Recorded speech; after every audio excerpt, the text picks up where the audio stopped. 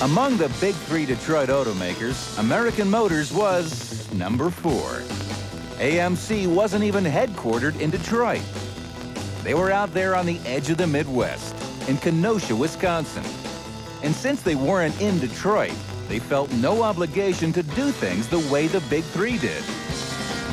American Motors might not have been in Detroit, but they knew how to build a nice car, and they weren't dumb. They knew their customers well, and they had existed since the end of World War II by building small, economical cars that delivered trouble-free performance and great gas mileage at a nice price. But then, the muscle car thing happened. Overnight, all the flash and dash in the auto industry was focused on a new breed of mega-horsepowered cruise missiles aimed directly at the heart of the youth market. By 1966, every other automaker had at least 2 go-fast packages in their showrooms and were working on more.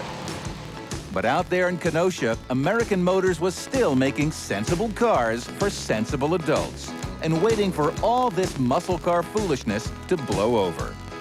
But the muscle car trend was not slowing down. It was getting bigger year by year, and there was no end in sight. There were some folks inside AMC that were dying to play this go-fast game. They had already tested the waters with a couple of packages, like the Rebel and the Marlin, which, like most muscle car first attempts, were more image than performance. But in 1968, they revealed a car that was 180 out from anything American Motors had ever come up with. They called it AMX. It stood for American Motors Experimental, and it was definitely an experiment. Thankfully for muscle car lovers, it was an experiment that turned out exceedingly well. The AMX was a rocket ship, pure and simple. Its straight-line acceleration was awesome, thanks to its 390 cubic inch engine. And its short wheelbase and heavy-duty suspension made it handle like a race car. It was also the only high-performance 2-seat automobile made in America, other than the Corvette. Unfortunately, American Motors never made enough of these cars for everyone to experience driving one. But on the other hand, since there were fewer than 20,000 built, the AMX enjoys true collector car status today. Among its owners, the AMX is one of the most beloved automobiles ever built. AMX fans are fiercely loyal to their car and to AMC. These cars were more than competitive in the market. They were the better cars. They were better looking and just as fast as anything else on the street. The AMX brought American Motors out from behind its economy car image for the most exciting years in its history. But the muscle car years were an exciting time for the whole auto industry and for muscle car fans. We'll go there when the American muscle car returns. At the end of World War II, several small car companies held a pretty nice share of the U.S. auto market. But by the early 50s, most of the small car makers had disappeared, except for American Motors. AMC, which had been created in 1954, had one corporate philosophy. Small, economical cars are good. This philosophy had served them well through several years of selling no-frills cars that hardly changed from year to year. AMC's customers knew exactly what to expect from their Ramblers, Classics, and Ambassadors. And the cars didn't disappoint them. By the late 50s, AMC practically owned this comfortable little economy car market, until 2 things happened. The first was the Volkswagen. It wasn't a big thing at the time, but it was a direct assault on AMC's little car dominance, and a hint of things to come. The second was the recession that hit the country in 1958. Detroit was deep into chrome and fins at the time. But when the American car buyer demanded smaller cars, Ford, GM, and Chrysler acted fast. Within 2 years, the big three rolled out a half-dozen small cars that were as economical as Ramblers, but looked young and sporty. These cars took a big chunk out of AMC's private market segment. By 1963, AMC no longer controlled the small car marketplace. At the same time, cars like the Mustang and the GTO were tilting the playing field away from family cars towards exciting, youthful packages with lots of power. To make up for these losses, they needed something that would attract a whole new wave of younger buyers.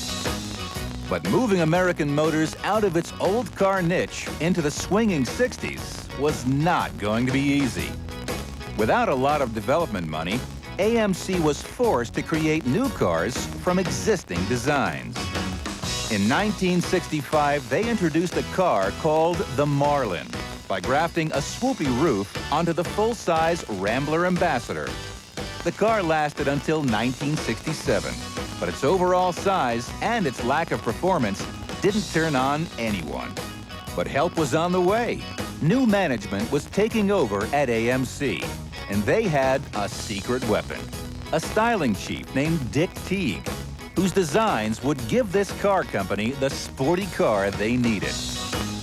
Inside Teague's advanced styling department, there was a new car on the drawing board, which didn't look very much like a Rambler. It had a fastback roofline and long, graceful sail pillars. Its grille was deep set, and its tail was short. Its hood had twin sculptures, and it rested on chrome wheels and wide tires. Richard Teague came up with the idea of a two-seater performance car. Early in '68, they came out with a Javelin. In mid-year of '68, they come out with a shortened-up version. It was shorter with no back seat in it, and they called this the AMX, which stands for American Motors Experimental. Not everyone in American Motors management thought the AMX, or sporty cars in general, were such a good idea. But when AMC's dealers saw the car for the first time, they went wild, and the decision was made. For the first time in its corporate history, American Motors would make a car for someone single and under 50. In Kenosha, you could feel the ground shake. When we return, we'll feel the ground shake from the rumble of the AMX on the American muscle car. The 1968 AMX was introduced in the middle of the model year, just like the Mustang's mid-year debut 4 years earlier. And like the Mustang, its new, fresh design attracted a lot of attention. The AMX was a two-seater, and it was built on a very short 97-inch wheelbase. These two physical characteristics immediately branded the AMX a sports car. But the way this car accelerated placed it squarely in the muscle car ranks. That car was a real giant killer. They make massive torque. That's a 390 in there, and 426 foot-pounds of torque. And they're light. They're about 3,000 pounds, a little over 3,000 pounds. And horsepower to weight, that's what it's all about. Good old muscle car. The AMX's base engine was the rather unremarkable 225 horsepower, 290 cubic inch V8. Definitely not a muscle car power plant, at least not in stock trim. But Teague and the other designers knew a car like this deserved a real thumper. So the AMX's engine lineup also included two other choices.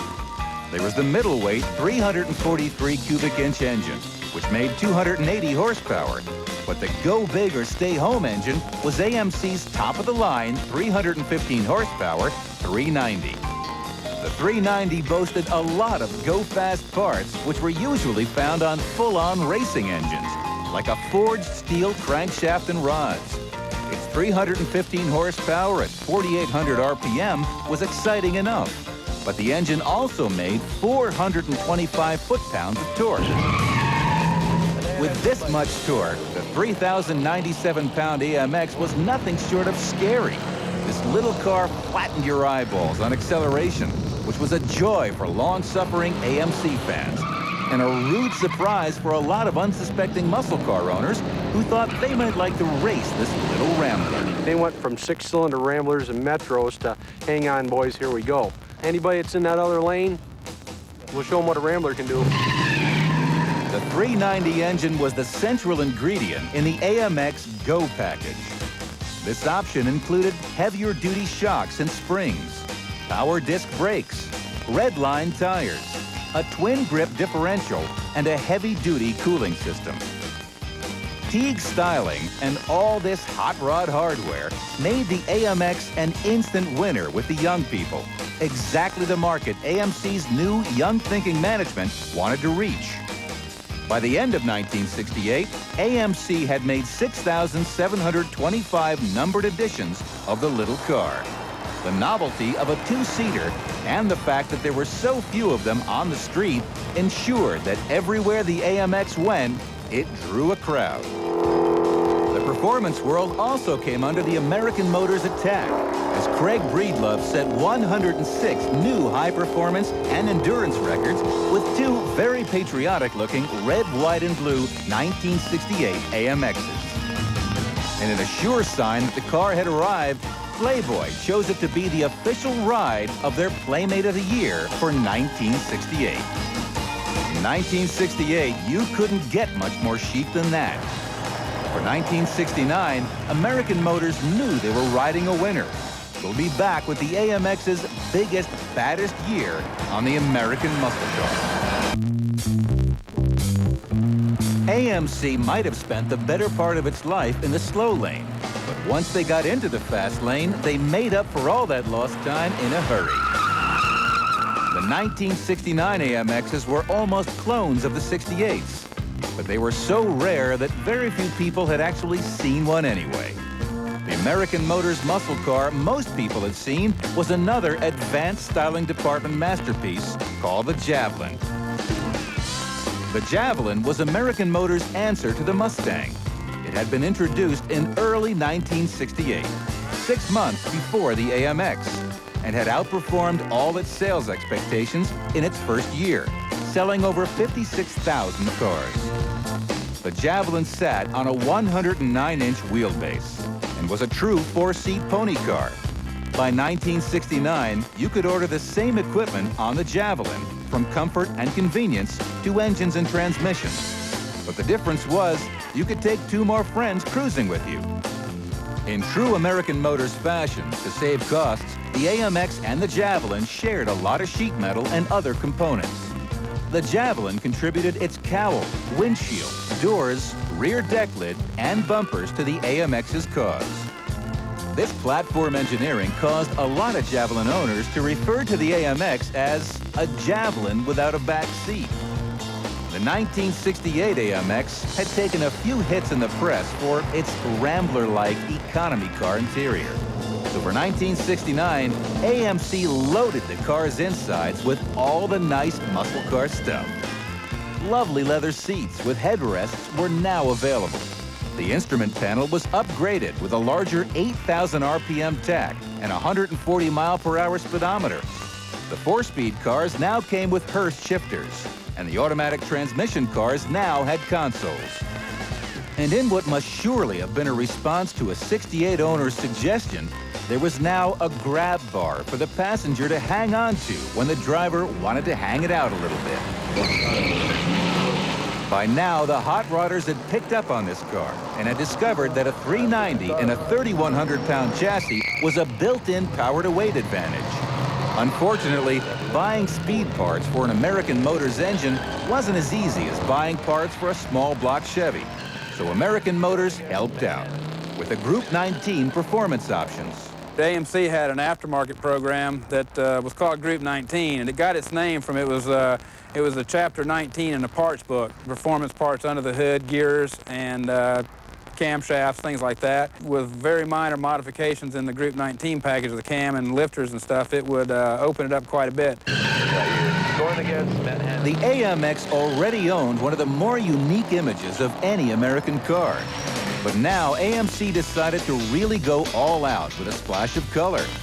Taking a page from Chrysler's playbook, the AMX was offered in 10 new colors, including 3 special shades called Big Bad Blue, Big Bad Green, and Big Bad Orange.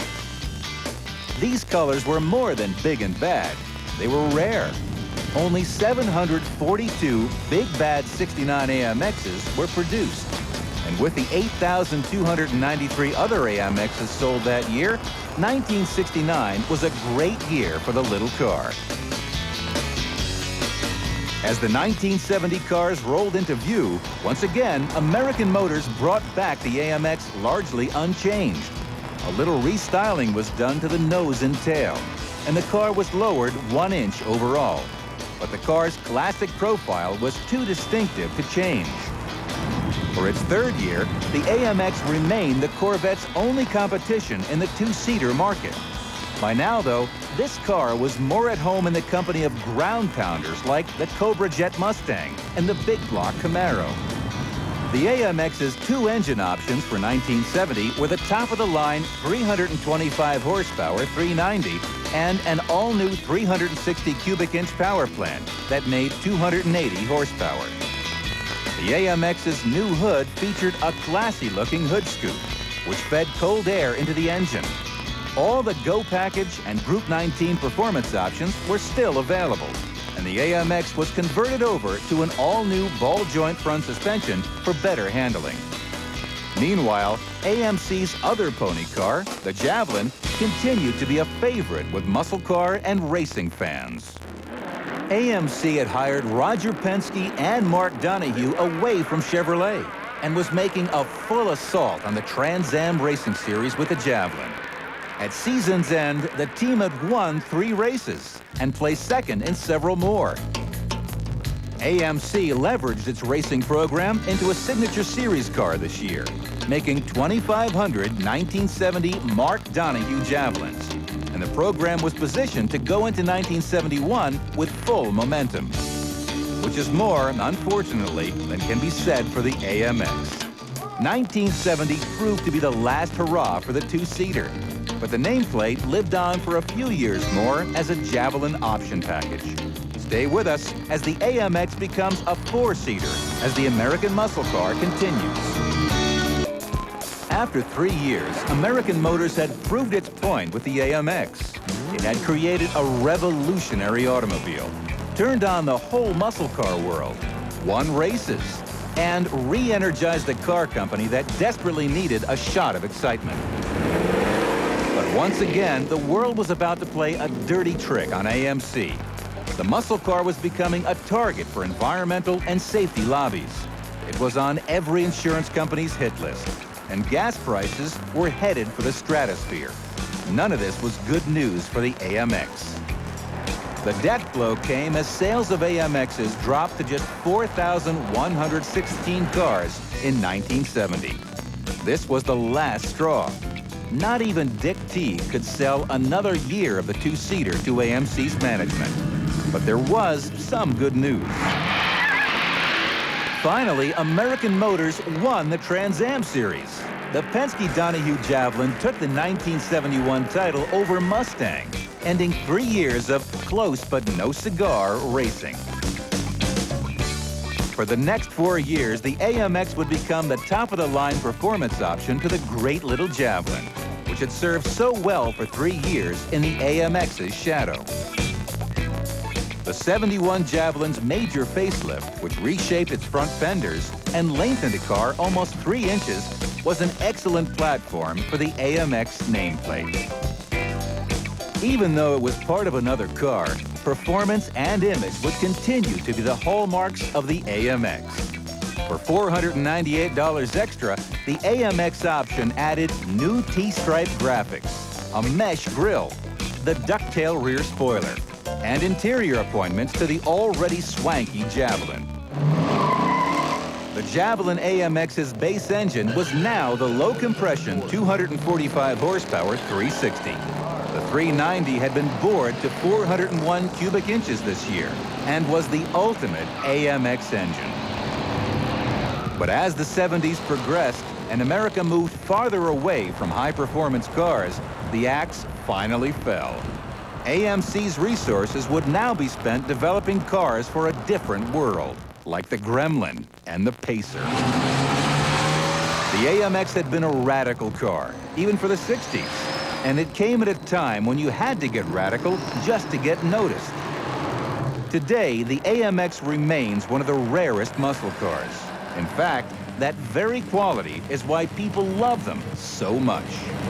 I kind of grew up with these cars in high school, and it's nice to go to a car show and have something that nobody else there has. I mean, everybody has Camaros or Mustangs or Novas, and I'm usually the only one at the car show with one of these. On the way over here, some guy asked me what kind of Chevrolet it was, and wherever you go, you have to explain what the cars are, and a lot of times it's kind of a blank look. It's not a cookie cutter, it's not a belly button car where everybody's got one. We go to car shows. We took it to Columbus, Ohio, to the good guys, Rod and Custom National, 7,000 cars, 2 AMXs. Among today's muscle car owners, AMX fans are without a doubt the most fanatic.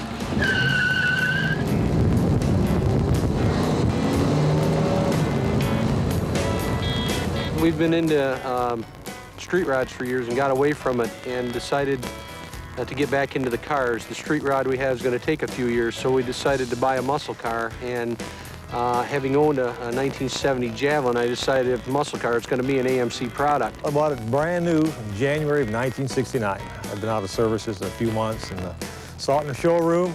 I had to have it. Sat in there and made vroom vroom sounds and drove it home the next day. And I've had it ever since. This car's my buddy. I bought this car when I was a senior in college. I actually bought it just as 1970 started, but it's a 1969 AMX. I was engaged to Barb at that time, and I still have them both. So they've both been good to me, too. He keeps hoping that I would hold up as well as the car did, but he keeps me anyway. He had a 25th anniversary party for it, and we had our 25th year anniversary at the same year, and I said, are we going to have a party for us and for our anniversary? And he said, why? But we had quite a few people over and had a party in the garage, and it was fun. The story of the AMX is not really a car story. It's a story about a sensible car company that, for a brief moment in the late 60s, went off the deep end and made one of the most memorable cars of the muscle era. This is what happens when the car guys win one from the bean counters. Thanks for watching, and please remember, don't crush them, restore them.